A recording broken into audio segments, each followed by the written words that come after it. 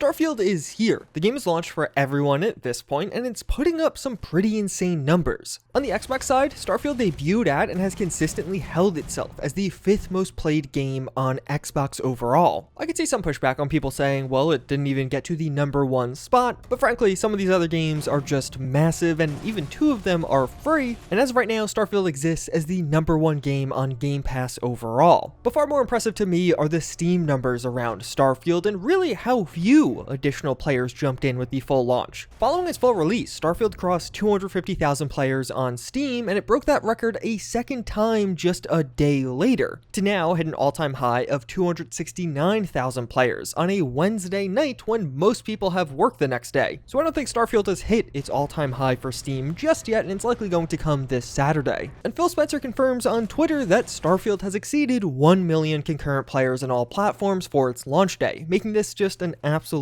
giant game. And really the statistic more so than anything else that boggles my mind is how little Starfield's Steam player count increased with the release of the game. Starfield hit 248,000 players its last night in early access. We're only at 269,000 players now, an increase of just 20,000 players after the full game came out. This would indicate that the vast majority of people playing Starfield right now paid for early access to the game. People wanted to play this game so bad they spent $100 instead of just waiting 5 days and spending a typical $70. As of right now, at least for the PC player base, it genuinely seems like the vast majority of people are paying for early access, which quite dramatically increases the overall cost of the game and of course really increases the profit for Microsoft. And if you are somebody who just spent $100 on Starfield but are still left feeling like you need a little bit more of the game, the Starfield displays just dropped. A lot of fun designs are available right now, and you can even get free shipping, so use my affiliate code down below to get your own Starfield display today. But that aside, the other really interesting data point to come out is player reviews. As of right now, Starfield has over 20,000 reviews on Steam, with 83% of those reviews being positive, indicating that the overwhelming majority of Starfield players are just loving this game. That has been one of the truly interesting evolutions we've seen around Starfield's reception. Just a few days ago, we talked about how the top 3 posts on the Starfield subreddit were all outwardly negative towards the game, this being just a day after the early access began. That definitely not being the reception you want to see to your newly released game. And early on, the community reaction was truly divisive, with many people wondering how this game gets such good reviews. But as we've slowly started to see this tide change and more people just falling in love with Starfield, it really does seem to reflect what Bethesda and many reviewers said about the game. It doesn't start that strong. It's honestly a slow burn at first. The more time you put into Starfield, the better it becomes. So while many of you out there are seeing some of the glaring issues that the game presents, and a lot of these become obvious quite early on, over time you start to see the immense scale of the game and just how much great content it has within. And I bet we're seeing a pretty interesting phenomena right now with Starfield in that this review score on Steam, being 83% positive, was likely greatly benefited by the 5-day early access window. During early access, you can't leave reviews on Steam because the game's technically not out yet. I wouldn't be shocked if people were able to review the game from day 1 of early access that this score would have been way lower. Although there definitely have been some topics that are a bit controversial, and Todd Howard even just touched on one of them. Todd Howard and Phil Spencer recently went on Bloomberg Technology, and this interview was truly fascinating as Bloomberg did not pull any punches here. Big question from many.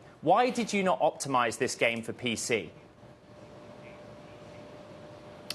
We did. It's running great. It is a next-gen PC game. We really do push the technology, so you may need to upgrade your PC for this game, but it's got a lot of great stuff going on in it, and the fans are responding awesome. So first off, I found the reactions here to just be hilarious. You can see Todd Howard almost taken aback by the question initially, with Phil Spencer immediately laughing. But Todd Howard's response of basically buy better hardware, it's a next-gen game, hasn't been going over too well, with many comparing it to the don't you guys have phones response we got a few years ago. And yeah, that is one of the unfortunate realities with Starfield right now. The PC performance is just disappointing. It's not outright terrible. The game does largely work, you can play it. There haven't been a ton of stutter issues or anything like that, which we have definitely seen for other games, but rather it feels like for a lot of players that they should just be getting a bit more FPS in Starfield. Like being able to stay above 60 FPS at 4K with a 4090 and a top tier CPU, some of the best hardware money can buy right now, is just not great. If you're buying the best of the best and still can't get 60 FPS all the time, then who can? Although thankfully, I have been playing Starfield personally at above 60 FPS at all times. Want to know how? Modders have added in DLSS 3.0 support, which Bethesda elected not to do for some reason. At least according to AMD, despite Starfield being an AMD-sponsored game, Bethesda did have the option to add DLSS and simply chose not to, which I think makes their response over all of these PC issues just a bit worse. There were tools and options out there to help improve performance for a good chunk of PC players, but for one reason or another, Bethesda decided to not do that. And then to have Todd Howard basically going on an interview and saying, we'll just buy better hardware, that feels bad. It definitely feels like Bethesda was targeting 30 FPS with Starfield on both PC and consoles, and that's why we're seeing the performance we are. But this interview did continue on. We hear how Starfield is the most played next-gen exclusive game on Xbox right now, and it hit that milestone during its early access period. As well as another great question is, Todd Howard is asked, why are there no vehicles on planets in Starfield?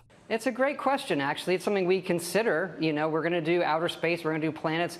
Once you do vehicles, it does change the gameplay. So by focusing, once you land in your ship, that you're on foot, it lets us really, for the players, make it an experience where we know how fast they're seeing things.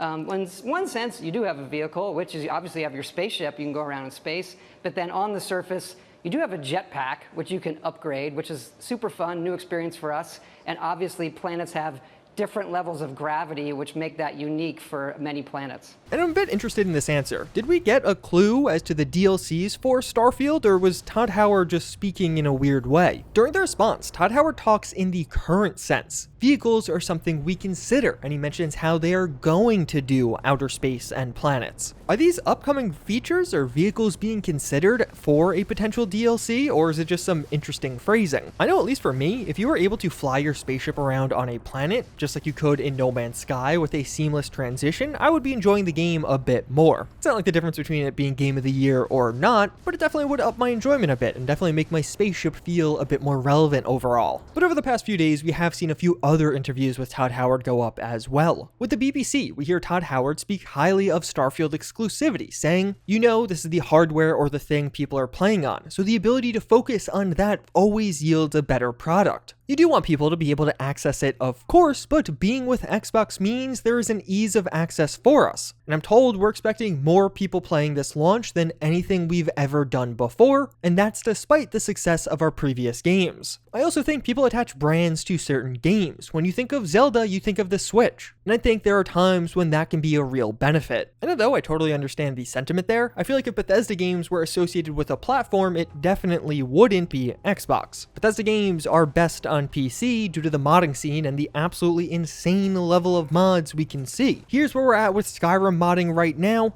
Hey Herika, how's your day going? Well, it's been quite eventful, as usual. Dealing with dragons, exploring ancient ruins, you know, the usual adventurer stuff. How about you? Any exciting tales to share? I just killed a frost giant, and that was pretty fun. Well, that sounds impressive. Killing a frost giant must have been quite the challenge.